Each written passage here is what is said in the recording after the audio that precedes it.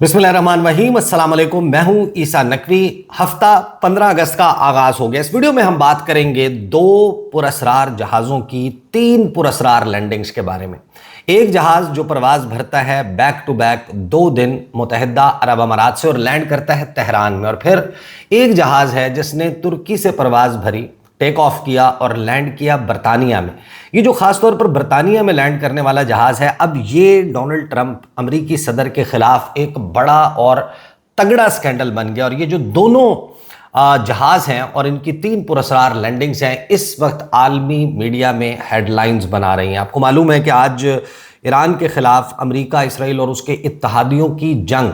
के 169 दिन मुकम्मल हो गए हैं और जंग अब 170वें दिन में दाखिल हो रही है। और ये पूरे के पूरे 170 दिन ड्रामे से, फिल्म से, फिक्शन से भरपूर हैं और हर दिन कुछ ना कुछ ऐसा सेंसेशनल और सनसनीखेज हुआ है कि पूरी दुनिया का इंटरेस्ट अभी तक इस जंग में कायम है। इस जंग के साथ इस दुनिया की इकॉनमी जुड़ी हुई है। लेकिन जब भी हम इन किस्म के या इस किस्म के वाक़यात की बात करते हैं तो ये जहन में रखिए कि जो हकीकी ज़िंदगी है वो बड़ी मुख्तलिफ होती है ड्रामा से और फिक्शन से, फिल्म से, नावल से। नावल के लिए राइटर जो है या फिल्म के लिए जो डायलॉग लिखने वाला है, जो उसका प्लॉट, जो उसका स्क्रिप्ट राइटर है या ड्रामा लिखने वाला है, वो उसको सेंसेशनलाइज करता है, वो उसमें फर्जी सीक्वेंसेस डालता है, उसमें सनसनी जो है वो डाली जाती है ताकि पढ़ने वाले का, देखने वाले का इंटरेस्ट बरकरार रहे। लेकिन ये जो कहानी जिसके बारे में मैं बात कर रहा हूँ, ये हकीकी ज़िंदगी की कहानी है, लेकिन बाकायदा ये अनफोल्ड हुई है किसी ड्रामे या किसी फिल्म की तरह। और ये जाहिर है कि एक बड़ा और तगड़ा स्कैंडल भी बन चुका है डोनाल्ड ट्रंप के हवाले से। तो मैं आपके सामने ज़रा उस सीक्वेंस में कहानी रखूंगा जिस सीक्वेंस में ये कहानी अनफोल्ड हुई है, और ये तमाम की तमाम जंग वाले मामले के साथ बड़ी हद तक जो है वो जुड़ी हुई है।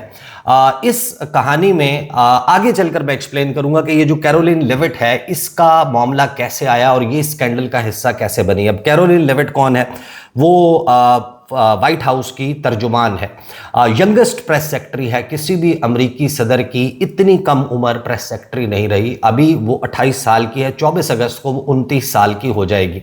और 10 साल से वो ट्रंप के साथ काम कर रही है। इसका मतलब है कि कोई तकरीबन 18.5 पौने 19 साल की थी उस वक्त से वो डोनाल्ड ट्रंप के साथ अटैच्ड है। और उसका जो पहला डोनाल्ड ट्रंप का दौरे सदारत था, उसमें ये कहा गया, उसको जो है वो असिस्टेंट प्रेस सेक्रेटरी बनाया गया। वो वाइट हाउस की असिस्टेंट प्रेस सेक्रेटरी थी और फिर उसने लगभग 27 साल की उम्र में यंगेस्ट प्रेस सेक्रेटरी जो है वो बनने का एजाज़ हासिल किया। एक खूबरू नौजवान खातून, और उसने रिज़ाइन कर दिया। अब उसके रिज़ाइन को जोड़ा गया है सारी कहानी के साथ कि उसने रिज़ाइन हो ना हो, ये जो पुरअसरार लैंडिंग है तुर्की से बरतानिया में होने वाली, उसकी बुनियाद के ऊपर इस्तीफ़ा दिया। सबसे पहले तो मैं आपको ये बता दूं कि ये बात दुरुस्त नहीं है। उसके इस्तीफ़े का ताल्लुक, बराह रास्त ताल्लुक इस लैंडिंग के साथ नहीं है, लेकिन उसको स्कैंडल का हिस्सा कैसे बनाया गया इस खातून को, और उसने दरअसल इस्तीफ़ा क्यों दिया, लेकिन ये मामला क्या हुआ और डोनाल्ड ट्रंप को क्यों इतना ज़्यादा क्रिटिसाइज़ किया जा रहा है। अब जाहिर है कि अमेरिका में आपको मालूम है कि मीडिया है जो तनकीद करता है डोनाल्ड ट्रंप पर, ऐसा मीडिया भी है जो डोनाल्ड ट्रंप को जो है वो मसीहा, नाखुदा अमेरिका का बनाकर पेश करता है। और डोनाल्ड ट्रंप से जब भी सवाल होता है किसी भी प्रेस ब्रीफिंग में, डोनाल्ड ट्रंप रगेद के रख देता है, उधेड़ के रख देता है। इस बुरे तरीके से जर्नलिस्ट को हैंडल करता है और किसी को येलो जर्नलिस्ट कहता है, किसी को कहता है तुम्हें सुनता कोई नहीं है, तुम फेक मीडिया से ताल्लुक़ रखते हो, तुम डेड मीडिया से ताल्लुक़ रखते हो, किसी का कोई तुम पे भरोसा नहीं करता, किसी को तुम्हारी साख पर यकीन नहीं। और फिर कुछ मीडिया जिसकी वो बड़ी तारीफ़ें करता है, लेकिन वो मीडिया जिसको डोनाल्ड ट्रंप ट्रस्ट करता है, प्रोमोट करता है, फॉक्स न्यूज़ जो कि माउथ पीस तस्वुर होता है कि ये तो डोनाल्ड ट्रंप की तारीफ़ करेगा ही करेगा, उसने भी डोनाल्ड ट्रंप को बड़े आड़े हाथों लिया है इस स्कैंडल पर जो तुर्की से बरतानिया में होने वाली लैंडिंग है। फिर हम बात करेंगे ये अमारात वाला तैयारा, ये जो जेट है, इसने बैक टू बैक जो 2 लैंडिंग्स की हैं, इसके बारे में अब भांत भांत के तबसरे हो रहे हैं। डेफिनेट 100% कंफर्म्ड इंफॉर्मेशन किसी के पास नहीं है कि एग्जैक्टली हुआ क्या है, लेकिन वो भी बड़ा ही इंटरेस्टिंग है क्योंकि उन 2 लैंडिंग्स के बाद जो दावा किया जा रहा था, तो हुआ ये है कि गुज़श्ता 12 घंटों के दौरान ये खबर कंफर्म हो चुकी है कि एडनॉक के, Abu Dhabi national oil company के 2 टैंकर्स हैं जिनको आबनाए हुर्मुज़ में ईरान ने निशाना बनाया। तो ये भी इस स्टोरी का हिस्सा है। पहले तो ज़रा उस सीक्वेंस में बात कर लेते हैं। आपको याद होगा मैंने उस पर स्टोरी भी की थी 8 जुलाई के फ़ौरन बाद जैसे ही ये कहानी अनफोल्ड हुई, तो मेरा ख्याल है 9 जुलाई को, 8 और 9 की दरमियानी रात को मैंने ये स्टोरी की और इसका विजुअल सपोर्ट के साथ मैंने आपके सामने रखा कि एग्जैक्टली क्या हुआ। लेकिन उस वक्त तक वही कहानी मालूम थी और फिर इस कहानी के हवाले से मैंने ये भी कहा था कि इसकी जुजियात हो सकता है कि आने वाले वक्त में सामने आए कि एग्जैक्टली हुआ क्या था, और फिर अब एग्जैक्टली वही जो चीज़ें हैं, वो जुजियात हैं, वो सामने आना शुरू हो चुकी, लेकिन इतना जल्दी आ जाएंगी इसका अंदाज़ा किसी को भी नहीं था। कहानी अनफोल्ड कैसे हुई, कैसे आगाज़ इसका हुआ। आगाज़ कैसे होता है जनाब कि आपको मालूम है कि डोनाल्ड ट्रंप जो है वो जुलाई के महीने में पहले हफ्ते में नेटो सरबराह इजलास में शिरकत के लिए तुर्की गए।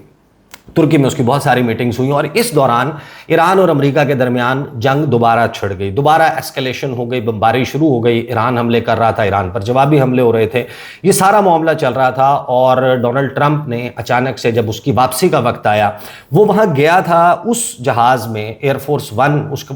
उस वीडियो में तो मैंने सारी चीज़ें बड़ी तफसील से एक्सप्लेन की थी, तो मैं क्विकली गो थ्रू करूँगा। एयरफोर्स 1 जो है वो कभी भी एक जहाज़ नहीं होता, एक स्टैंड बाय प्लेन मौजूद होता है, उसी तरीके का होता है, उसी रंग का होता है, दिखने में भी वैसा लगता है।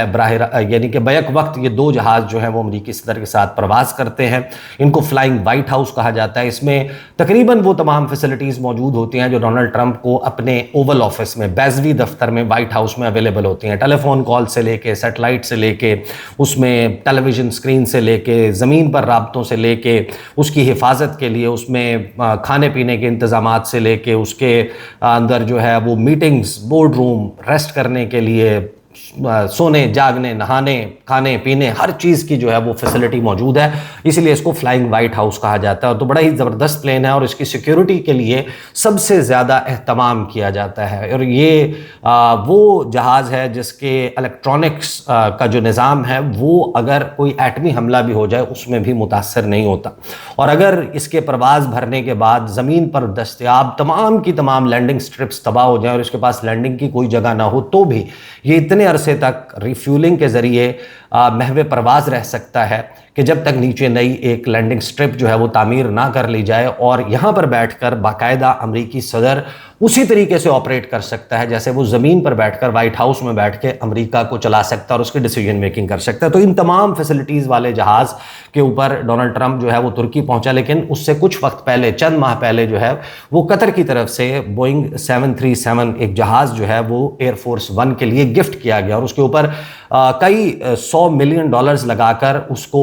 अपग्रेड किया गया अमरीकी सदर के इस्तेमाल के काबिल बनाने के लिए। उसमें तमाम निज़ाम जो हैं वो लगाए गए, लेकिन साथ में ये दावा किया गया कुछ मीडिया की तरफ से कि इसमें जो मिसाइल्स हैं उनसे बचने के लिए अभी उस तरीके का निज़ाम मौजूद नहीं है जैसा पुराने एयरफोर्स 1 में था। उसके बावजूद डोनाल्ड ट्रंप ने वाशिंगटन से प्रवास की और वो तुर्की पहुंचा था उस एयरफोर्स 1 पर जो गिफ्ट किया गया था कतर की तरफ से। अब जब वापसी का वक्त आया, ये वो वक्त था जिस वक्त जो ईरान है उसके साथ लड़ाई का दोबारा आगाज़ हो गया था और अचानक से खबर ऐसे अनफोल्ड हुई कि जहाज़ जो है वो स्विच कर लिया जाता है। जो दूसरा एयरफोर्स 1 लाया गया था एक और ही एयरपोर्ट पर, करीब ही एक और लैंडिंग स्ट्रिप पर वो मौजूद था। आगाज़ में ये था कि ये सारे लोग जहाज़ पर जाएंगे जो एयरफोर्स 1 गिफ्ट किया गया है कतर की तरफ से, उधर नहीं जाते, उसके बजाय पुराने एयरफोर्स 1 की तरफ जाते हैं। डोनाल्ड ट्रंप जो है वो सीढ़ियों पर चढ़ता है, वेव करता है क्राउड को, जो भी लोग वहां पर उसको सी ऑफ करने आए थे उनको हाथ हिलाता है। डोनाल्ड ट्रंप उसमें बैठ जाता है और फिर ये जहाज़ कुछ देर के बाद वहां से रवाना हो जाता है। और फिर जो प्रेस का उसमें मौजूद था, जो मीडिया की जो टीम उसमें मौजूद थी, जो डोनाल्ड ट्रंप के साथ ट्रैवल कर रही थी, दीगर जो एहलकार मौजूद थे, वो लैंड करने के बाद बरतानिया में अजीबोगरीब कहानी बताते हैं। वो कहते हैं कि इस जहाज़ में बड़ा मुख्तलिफ हुआ, हम हमेशा एयरफोर्स 1 में ट्रैवल करते हैं डोनाल्ड ट्रंप के साथ और हमें कभी भी नहीं कहा गया कि जो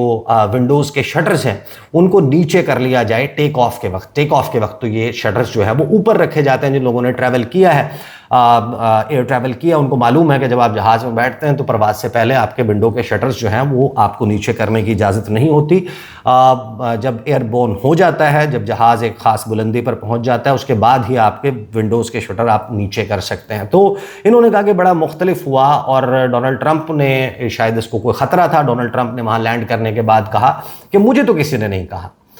मेरे से तो अगर वो मुझे कहते तो मैं अपने विंडो के शटर्स नीचे कर लेता, लेकिन मैं तो विंडो के शटर ऊपर करके आया हूं, डोनाल्ड ट्रंप ने कहा। और डोनाल्ड ट्रंप ने कहा कि मकसद जो हमारा था कि हम इस जहाज़ के जो कतर का जहाज़ है उस पर ट्रैवल ना करें बल्कि इस पर करें, और वो हमने पहले इस बरतानिया की एयरबेस पर पहुंचा दिया क्योंकि यहाँ पर कुछ अमरीकी फ़ौजी तैनात हैं और मैं चाहता हूँ कि वो विज़िट करें, क्योंकि हर बंदा देखने की ख्वाहिश रखता है कि अब हमारे पास कितना ज़बरदस्त एयरफोर्स वन मौजूद है। अब ये कहानी जो है उससे कुछ खदशात पैदा हुए और फिर ये खबर आ गई कि मोसाद ने इंटेलिजेंस शेयर की थी CIA के साथ कि ईरान मुमकिन तौर पर उस जहाज़ को निशाना बना सकता है, और डोनाल्ड ट्रंप ने इसकी तस्दीक भी कर दी और उसने कहा कि ये एक ख़तरे वाला काम है जो मैं करता हूं अमरीकी सदर के तौर पर। मैं हिट लिस्ट पर हूं, मैं नंबर 1 हूं, टॉप पर हूं और मुझे निशाना बनाया जा सकता है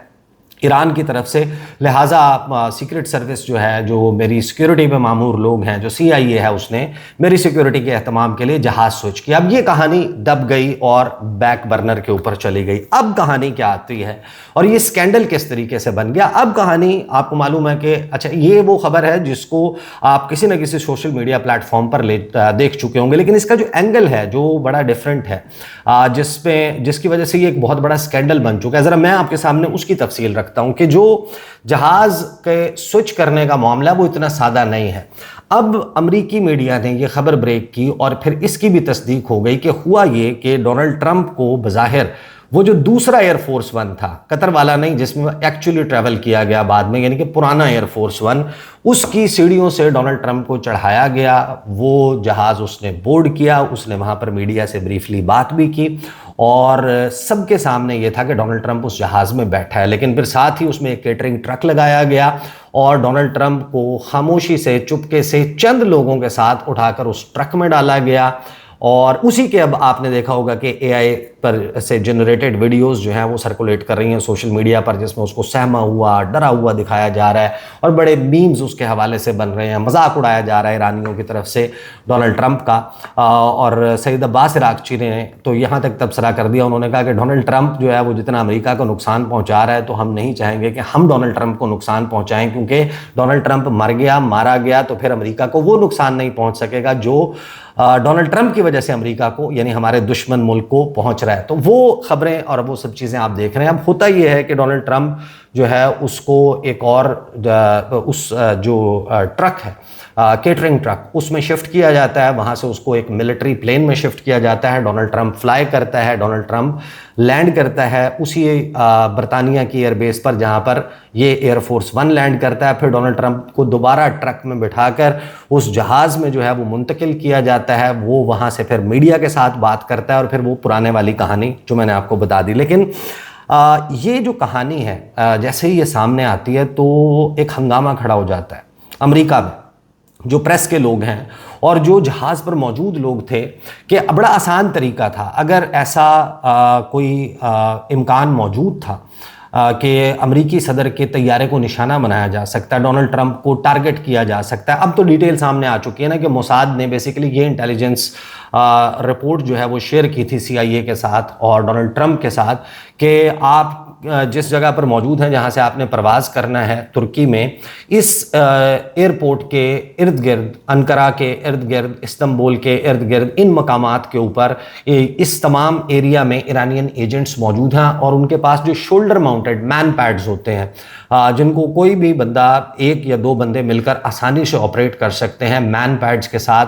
हथियारों के साथ, मिसाइलों के साथ, शोल्डर लॉन्च्ड जो मिसाइल्स हैं उनके साथ ये लोग वहाँ पर मौजूद हैं। और जैसे ही एयरफोर्स वन प्रवास भरेगा इसको निशाना बनाया जाएगा। अब ये इंटेलिजेंस शेयरिंग की गई थी। अब ये स्कैंडल इस तरीके से बन गया कि अगर डोनाल्ड ट्रंप और CIA ये चाहते, अगर अमेरिका ये चाहता कि निशाना ना बनाया जाए, तो जैसे ही डोनाल्ड ट्रंप को केटरिंग ट्रक में डालकर मिलिट्री प्लेन में शिफ्ट किया गया और उस जहाज़ को वहाँ से उड़ा दिया जाता, 2 से 3 घंटे में वो जहाज़ लैंड कर जाता बरतानिया में और उस दौरान किसी भी तकनीकी बुनियाद के ऊपर या किसी और बुनियाद के ऊपर ये कह दिया जाता कि अभी ये जहाज़ जो है वो फ़लाँ फ़लाँ वजह से अभी महवे परवाज़ नहीं हुआ, ये उड़ा नहीं है, और साथ ही फिर ये खबर दे दी जाती कि डोनाल्ड ट्रंप जो है वो पहले ही एक एडवांस प्लेन में पहले से जो है वो जा चुका है और वो पहुंच चुका है बरतानिया। जब ये खबर आ जाती तो वो ख़तरा ख़त्म हो जाता और एयरफोर्स वन को ईरानी मुमकिन तौर पर इफ़ देवर देयर, अगर वो वहाँ पर मौजूद होते तो वो उसको निशाना ना बनाते कि अब तो इसमें डोनाल्ड ट्रंप मौजूद नहीं है। लेकिन अमेरिका की हिस्ट्री, और ये ज़ाहिर है कि हिस्ट्री आपको मालूम है कि अभी भी सवालात मौजूद हैं कि CIA के इल्म में था, FBI के इल्म में था, इन तमाम के इल्म में था कि ट्विन टावर्स को, वर्ल्ड ट्रेड सेंटर को, 9/11 का जो वाक़या हुआ इसको निशाना बनाया जा सकता है। मोसाद को मालूम था, इन सब को मालूम था, लेकिन उसको रोकने के लिए कुछ नहीं किया गया। जहाज़ों को हाईजैक होने दिया गया, जहाज़ों को टकराने दिया गया, वर्ल्ड ट्रेड सेंटर को तबाह होने दिया गया, 4-5 हज़ार अमरीकियों को मरवाया गया, और उसकी बुनियाद के ऊपर फिर जो इस मिडिल ईस्ट में अमेरिका ने अपने पंजे गाड़ने थे, जो इराक में जंग करनी थी, जो अफ़गानिस्तान को इन्वेड करना था, ये सारे का सारा उसकी बुनियाद के ऊपर, और अमेरिका को एक रीज़न मिल गया। तो अब जब ये कहानी अनफोल्ड होती है तो पता ये चलता है कि डोनाल्ड ट्रंप ने और अमेरिका ने, CIA ने बेसिकली किया ये कि एक डिकॉय के तौर पर इस्तेमाल किया उस जहाज़ को जिसमें डोनाल्ड ट्रंप मौजूद नहीं था। जाहिर किया गया कि ये डोनाल्ड ट्रंप इसमें मौजूद है, तो ये फ्रेब था, ये धोखा था, ये एक फंदा जो है या एक चाल, एक डिकॉय बनाया गया कि जिसमें ईरानियों के मुताबिक अगर उस बात को दुरुस्त तस्वुर कर लिया जाए, मोसाद की इंटेलिजेंस को दुरुस्त तस्वुर कर लिया जाए, डोनाल्ड ट्रंप मौजूद है उस जहाज़ में, वो सबके सामने सीढ़ियाँ चढ़ा है, वो मीडिया से इंटरेक्ट किया है, सबके सामने वो उस जहाज़ में मौजूद है, जहाज़ वो उड़ा है। तो या तो सवाल ये पैदा होता है कि अमेरिका ये चाहता था कि ये जहाज़ निशाना बन जाए और उसकी बुनियाद पर हमें ये ऑप्शन मिल जाए कि हम ईरान के ऊपर कारपेट बॉम्बिंग कर सकें, न्यूक्लियर टिप्ड मिसाइल्स जो हैं वो फायर कर सकें, एटमी हमला कर सकें, उसको बुनियाद बना के कि इन्होंने जो एयरफोर्स वन है उसको निशाना बनाया, और उसमें अमरीकी मीडिया के जो प्रेस टीम है, जो कोर टीम है, जो वाइट हाउस को कवर करती है, अमरीकी सदर को कवर करती है, उसको निशाना बना दिया जाए। उसमें फिर हैरानकुन तौर पर जो बेसिकली स्कैंडल आगे चलकर बना, वो स्कैंडल ये बना कि डोनाल्ड ट्रंप ने अपने साथ महज जो वज़ीर दिफा हैं पीट हेगसेथ और 2-3 मज़ीद लोगों को इस जहाज़ से एक और जहाज़ में मुंतकिल किया, यानी कि वो और उनकी ज़िंदगियां इंपॉर्टेंट थीं। लेकिन मार्को रूबियो जो अमरीकी वज़ीर ख़ारजा हैं, सेक्रेटरी ऑफ स्टेट हैं, वो उस जहाज़ में मौजूद थे। स्कॉट बेसेंट जो वज़ीर ख़जाना हैं, जो सेक्रेटरी ऑफ ट्रेजरी हैं, वो उसमें मौजूद थे। फिर जो डायरेक्टर ऑफ कम्युनिकेशन है वाइट हाउस के, वो वहाँ पर मौजूद थे। कुछ और दीगर अहम जो कोर टीम का हिस्सा हैं वो लोग मौजूद थे, मीडिया के लोग मौजूद थे, और उन सबको एक फंदे के तौर पर, एक डिकॉय के तौर पर इस्तेमाल किया गया और उनको मरने के लिए छोड़ दिया कि हाँ ईरानी जो है वो चाहें तो इसको टारगेट कर लें, निशाना बना लें। जब ये जहाज़ गिर जाएगा तो हम कहेंगे कि देखें हमने एक बड़ा बेहतरीन सिक्योरिटी मनूवर किया और हमें पहले से पता चल गया था, हमने डोनाल्ड ट्रंप को आखिरी वक्त में वहां से एक और जहाज में मुंतकिल कर दिया। अब डोनाल्ड ट्रंप सेफ है, लेकिन इन सबको मरने के लिए छोड़ दिया गया। लिहाजा ये एक बहुत बड़ा स्कैंडल बन गया है अब डोनाल्ड ट्रंप के खिलाफ। और कैरोलिन लेविट ने जो रेजिग्नेशन दिया है, वो रेजिग्नेशन इस बुनियाद पर दिया है कि उसके अब 2 छोटे छोटे बच्चे हैं, मई में उसके यहाँ एक बेटी पैदा हुई है, विवियाना गालिबन उसका नाम है, और वो उसने ये बेसिकली अपना इंटेंट जाहिर किया है कि मैं 2 बच्चों की परवरिश की वजह से ये काम अभी कंटिन्यू नहीं कर सकती। प्रेस सेक्रेटरी का, वाइट हाउस की प्रेस सेक्रेटरी और तर्जुमान होने का काम बड़ा चैलेंजिंग है, बड़ा डिमांडिंग जॉब है, और उसके लिए मैं इतना वक्त नहीं सर्व कर सकती, लिहाजा मैं जो है वो इस ओहदे पर काम नहीं करूंगी। इस बुनियाद पर, और डोनाल्ड ट्रंप ने खुद उसका रेजिग्नेशन अपने ट्रूथ सोशल पर अनाउंस किया है, और उसमें उसका रोल जो है वो तब्दील कर दिया है। वो एडवाइज़र होगी, outside adviser to the president of United States. जो उनके कैंडिडेट्स हैं रिपब्लिकन, उनके लिए कोई मशीर के तौर के ऊपर वो काम करेगी, डोनाल्ड ट्रंप और उनके दरमियान एक ब्रिज का किरदार अदा करेगी। तो उसका basically she has been redesignated on her own demand. लेकिन ये क्योंकि कोइंसाइड किया इस खबर के साथ के डिकॉय के तौर पर यूज़ किया गया था, तो सोशल मीडिया के ऊपर अमेरिका में ये खबर फैल गई कि कैरोलिन लेविट जो है वो भी क्योंकि तुर्की में मौजूद थी, अगरचे वो तुर्की में मौजूद नहीं थी, लेकिन उन्हें भी डिकॉय प्लेन के ऊपर क्योंकि भेजा गया, एक ऐसा जहाज़ जिसको निशाना बनाया जा सकता था, उसमें मरने के लिए डोनाल्ड ट्रंप ने छोड़ दिया। लिहाजा उसने सोचा कि मेरे तो 2 छोटे छोटे बच्चे हैं, ये तो मुझे मरवा देता, इसलिए उसने रिज़ाइन कर दिया। अगरचे ये बात हकीकत से ताल्लुक़ नहीं रखती, कुछ भी हो, लेकिन ये अब डोनाल्ड ट्रंप के खिलाफ एक तगड़ा स्कैंडल बन गया है कि इस शख्स ने पूरे जो अमरीकी अपनी करीबी टीम है उसकी ज़िंदगियां, अपने वज़ीर ख़ारजा की ज़िंदगी, अपने जो डायरेक्टर ऑफ कम्युनिकेशन है उनकी ज़िंदगी, अपने सिक्योरिटी में मामूर बहुत सारे इनर सर्कल की ज़िंदगी और फिर जो प्रेस टीम है उस तमाम की ज़िंदगी को दाव पर लगा दिया और उनको एक बेट के तौर पे, एक चारे के तौर पर इस्तेमाल किया कि अगर ये मरते हैं तो मारे जाएं, ईरान इनको मार देता है तो फिर उसके नतीजे में मैं अपने मकासद, सियासी मकासद हासिल कर लूँगा। तो ये कहानी और ये स्कैंडल एक बहुत बड़ा स्कैंडल बन चुका है। साथ ही जो खबर इस वक्त जो दूसरा जहाज़ है जिसकी लैंडिंग जो है वो इस वक्त आलमी सुर्खियाँ बना रही है कि मुत्तहिदा अरब अमारात का जो जहाज़, इस पर भी मैं याद होगा माजी में एक वीडियो की थी कि जो रॉयल जेट है अबू धाबी का, वो तेहरान जून के महीने में गालिबन 13 जून को ये वाक़या हुआ था, 13 जून को जहाज़ गया था और उस वक्त जो डिमांड चल रही थी और ये खबर ये आई थी कि 10 अरब डॉलर शिफ्ट किया गया है, भत्ते के तौर पर दिया गया है या उनका जो पैसे जो मुंजमद असासे हैं उसमें से ईरान को दिया गया और बदले में मुत्तहिदा अरब अमारात ने अपने लिए कंसेशन मांगी है कि हमें अटैक ना किया जाए और मिसाइल अटैक्स ऐसे सच हुए भी नहीं। तो खबर ज़ाहिर है कि कहीं ना कहीं ये चल रही थी। अब ये पता चलता है कि 11 अगस्त को और 12 अगस्त को जो बोइंग 737 A6RJA है, द सेम एयरक्राफ्ट, वो 2 ट्रिप्स करता है 11 और 12 अगस्त को और दोनों मरतबा लगभग 1 घंटे के लिए तेहरान के 2 मुख्तलिफ एयरपोर्ट्स पर 2 मुख्तलिफ लैंडिंग स्ट्रिप्स पर यह मौजूद होता है। कोई ऑफिशियल पर्पज़ इसका नहीं बताया गया कि ये क्यों वहाँ पर गया था, क्या करने गया था। वॉल स्ट्रीट जर्नल जो है वो इसके हवाले से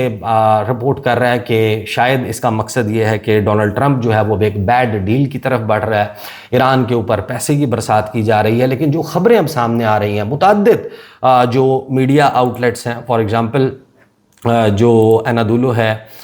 उसके अलावा जो डिफेंस सिक्योरिटी एशिया है वो ये दावा कर रहा है, फिर मुख्तलिफ मीडिया ऑर्गेनाइजेशंस वो ये कह रहे हैं कि जो सीक्रेटली जो है वो बिलियंस ऑफ डॉलर्स वो ईरान को अपनी प्रोटेक्शन के लिए मुत्तहिदा अरब अमारात की तरफ से फ़राहम किए जा रहे हैं। कुछ कह रहे हैं कि जो कैश लोड है वो 283 मिलियन डॉलर जो है वो इन फ़्लाइट्स के ज़रिए मुंतकिल किया गया है तेहरान, उनको पैसे दिए गए हैं। कुछ कह रहे हैं कि 3 अरब डॉलर जो है वो दिया गया है, कुछ 10 अरब डॉलर की बात करें और फिर कई टन सोने की बात की जा रही है कि गोल्ड बार्स जो हैं वो मुत्तहिदा अरब अमारात की तरफ से ईरान को दी गई हैं और कुछ बिटकॉइन में पेमेंट्स की बातें की जा रही हैं। ये सारी खबरें चल रही हैं कि 283 मिलियन डॉलर का गोल्ड जो है वो भेज दिया गया है, इतने पैसे ईरान को दे दिए गए। लेकिन इस खबर के आने के कुछ ही वक्त के बाद ये कंफर्म हो जाता है कि 2 मुत्तहिदा अरब अमारात के जो टैंकर्स हैं उनको अटैक किया गया जब वो स्ट्रेट ऑफ हॉर्मुज़ से ट्रांजिट कर रहे थे अभी गुज़श्ता 12 से 18 घंटों के दौरान, और इसकी कंफर्मेशन आ चुकी है। अब ये भी एक डेवलपिंग स्टोरी है और इसमें क्या मज़ीद जुज़ियात सामने आती हैं कि एग्जैक्टली मुत्तहिदा अरब अमारात कितने पैसे दे रहा है, किस एवज़ दे रहा है, ईरान बदले में क्या सिक्योरिटी गारंटी दे रहा है और क्या ईरान जो है उसके और मुत्तहिदा अरब अमारात या दीगर जो खलीजी रियासतें हैं उनके दरमियान कोई माहिदा हो सकता है। और साथ में एक बहुत ही अहम खबर जो इस वक्त दुबई से और अबू धाबी से आ रही है उस पर इंशाल्लाह हम अगली वीडियो में बात करेंगे और इस स्टोरी पे भी कोई डेवलपमेंट होते हैं तो उसका तज़किरा करेंगे अगली वीडियो में। अब तक के लिए इतना ही, इजाज़त दीजिए, अल्लाह हाफ़िज़।